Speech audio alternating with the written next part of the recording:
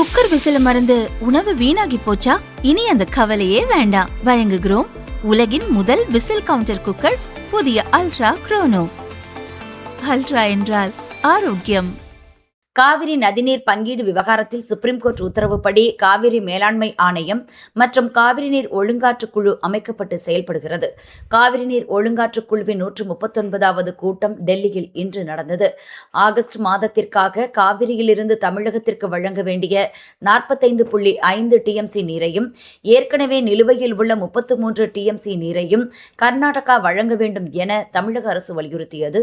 இதையடுத்து காவிரியிலிருந்து தமிழகத்திற்கு அடுத்த 15 நாட்களுக்கு தினமும் 1 டிஎம்சி நீரை கர்நாடகா திறந்துவிட வேண்டும் என காவிரி நீர் ஒழுங்காற்றுக் குழு பரிந்துரை செய்தது.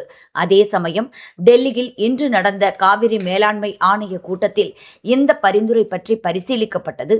இதையடுத்து அடுத்த 15 நாட்களுக்கு தமிழகத்திற்கு தினமும் 1 டிஎம்சி காவிரி நீர் திறக்கும்படி கர்நாடகாவுக்கு காவிரி மேலாண்மை ஆணையம் உத்தரவிட்டுள்ளது.